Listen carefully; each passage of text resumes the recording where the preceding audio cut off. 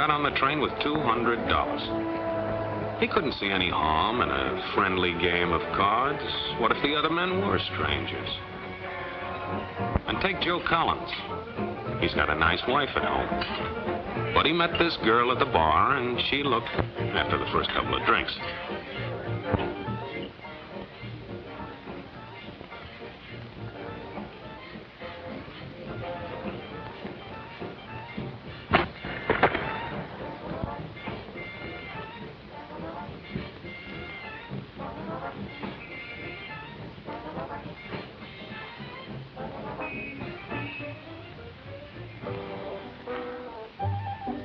There's a good old-fashioned word for people like this. We call them suckers. And there are other people. People who stay up nights figuring out how to take away what they've got. There are all kinds of games. Mike here, for instance. He's got everything in him. He's young, he's healthy, got a job. And he's got plenty of food. Big factories to make things a man can use. Big cities to do the business of a big company. And people, lots of people. Enough to work the farm and build the factories, dig the mines, and run the business. All kinds of people. People from different countries with different religions, different colored skins. Free people. They can live together and work together and build America together because they're free. Free to vote, to say what they please, go to their own churches, to pick their own jobs. Yeah, Mike's got something, all right. He's got America. But there are guys who stay up nights figuring out how to take that away from him. I happen to know the facts. My friends, I'm just an average American. But I'm an American. And some of the things I see in this country of ours make my blood boil. I see people with foreign money. I see Negroes holding jobs that belong to me and you. Now I ask you, if we allow this thing to go on, what's going to become of us real Americans? I've heard this kind of talk before, but I never expected to hear it in America. This fellow seems to know what he's talking about. What are we real Americans going to do about it? You'll find it right here in this little pamphlet. The truth about Negroes and foreigners. The truth about the Catholic Church. Do you believe in that kind of talk? That all makes pretty good sense to me. And I tell you, friends, we'll never be able to call this country our own until it's a country without. Without what? Yeah, without what? Without Negroes. Without alien foreigners. Without Catholics. Without Freemasons. You know these people. What's wrong with the Masons? I'm a Mason. Hey, that fellow's talking about me. And that makes a difference, doesn't it? These are your enemies. These are the people who are trying to take over our country. Now you know them. You know what they stand for. And it's up to you and me to fight them. Fight them and destroy them before they destroy us. Thank you.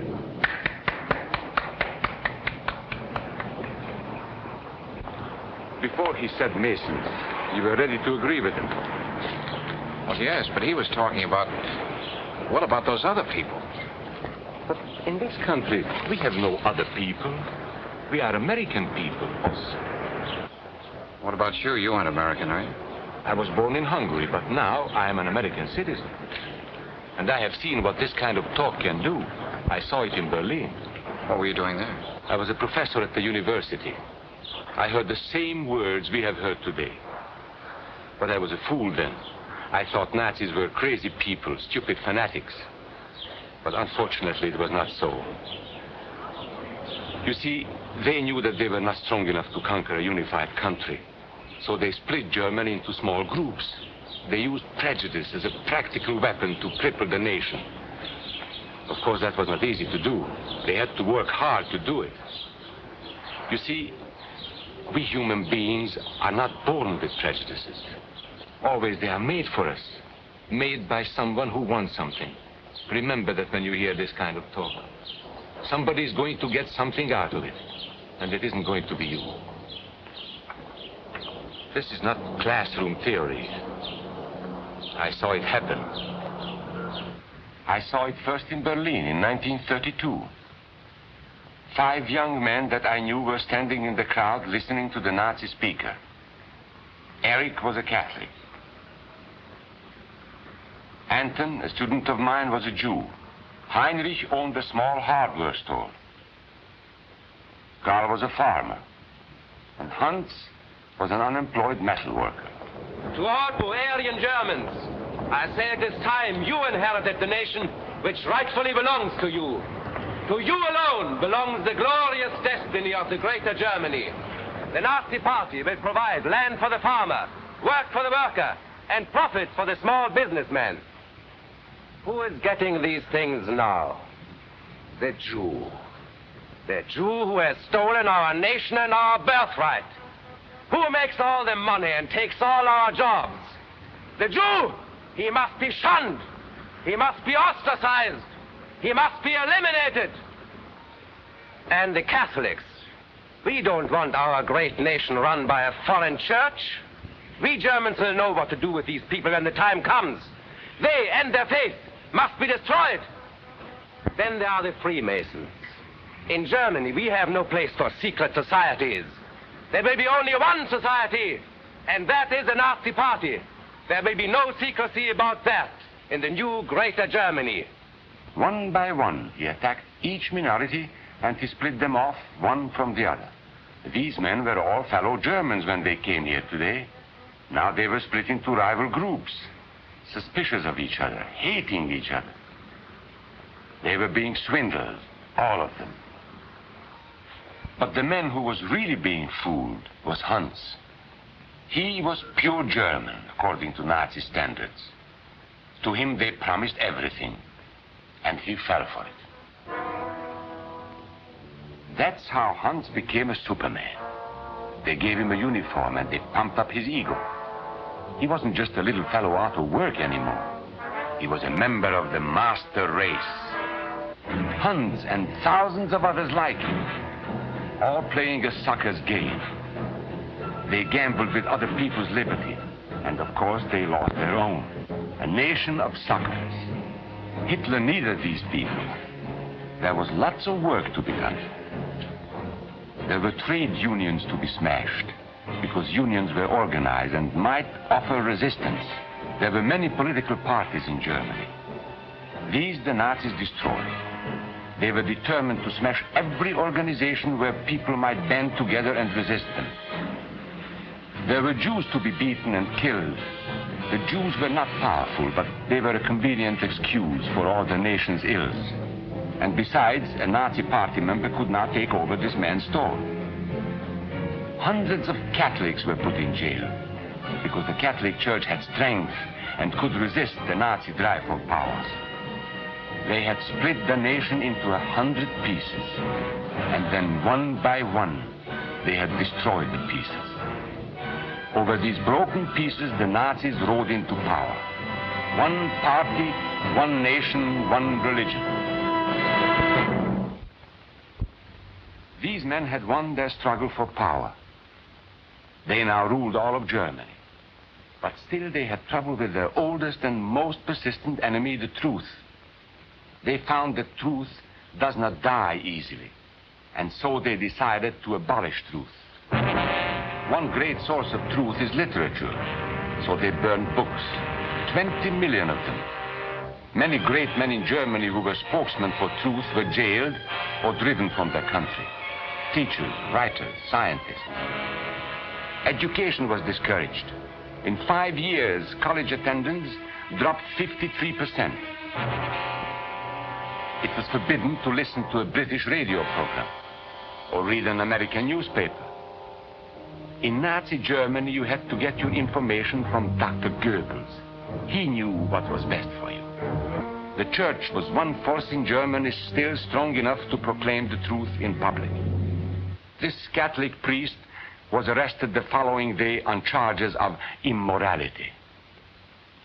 The Protestant church also continued to try and fight for truth. The Nazis put this man in a concentration camp. There were others who spoke for truth, and I am proud to say that educators were among them.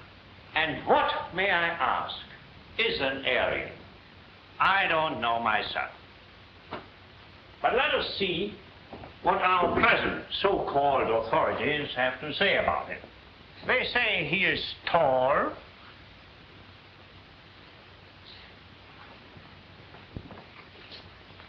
slender,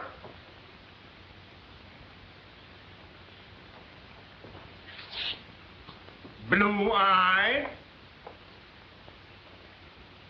and blonde. There is no Aryan race. And more important, there is no master race. There are people who may find these ideas convenient, but science cannot support them.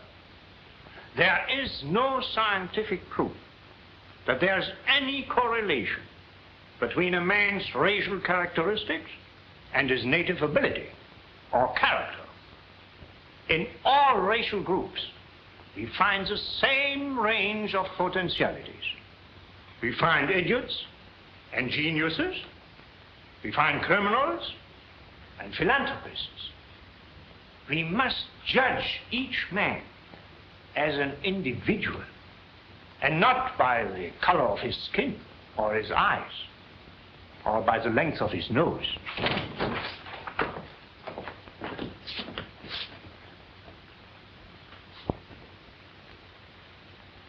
Come in, gentlemen. It's comfortable. And remember that there is no master race. That is a scientific truth. Anyone who tells you otherwise is lying.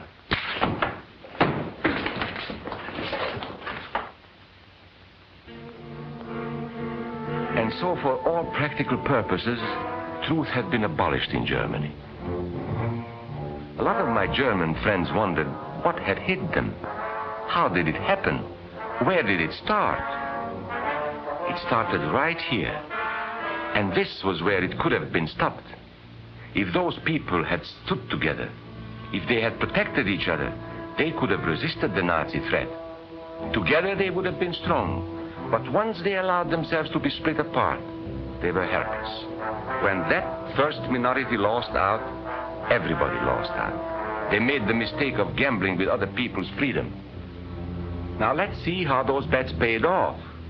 Karl the farmer was gambling on a better life for himself. What he got was extra hours of back-breaking work, as much as 100 hours a week. He was forced to stay on his land and produce what he was told to produce, because now Hitler was preparing for war. For Heinrich, who owned a hardware store, the bet didn't pay off either. 104,000 small businesses were closed in 2 years. And for Hans, conditions hadn't improved any. He had a job now in the munitions factory, but he worked long hours for little pay. The working conditions grew increasingly bad. And even though he didn't like the job, he wasn't permitted to leave it. And when Hitler decided the time was right, Germany went to war. Not by declaring war, but by a carefully prepared sneak attack. Once again, Hitler needed Hans to do his dirty work. Hans was an expert at brutality this time, and Hitler had decided to use Hans and his brutality against other peoples, the Czechs, the Poles, the French, the Russians. But in the crucial test of war, Hitler's race theories didn't pay off. His pure-blooded supermen were defeated by the mongrel armies he despised. By the British at El Alamein.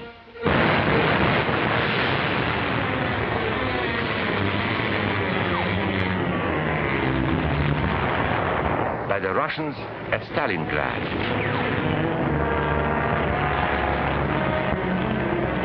Then on D-Day by American soldiers of every color and religion, who smashed across the Normandy beaches and drove on through to the heart of Germany.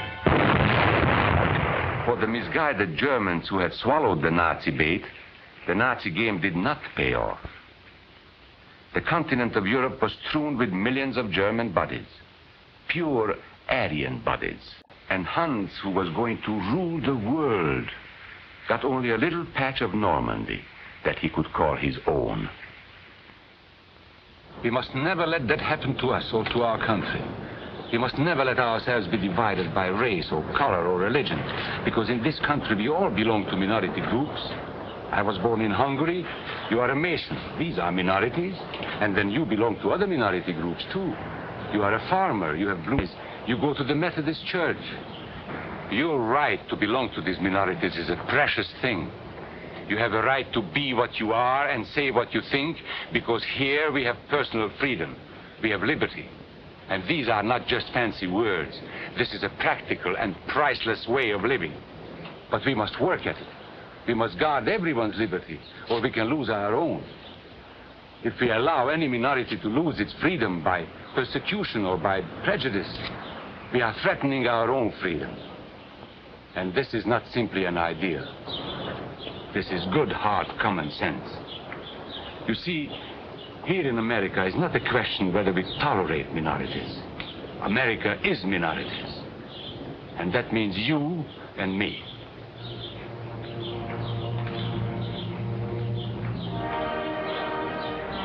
So let's not be suckers. We must not allow the freedom or dignity of any man to be threatened by any act or word. Let's be selfish about it. Let's forget about we and they. Let's think about us.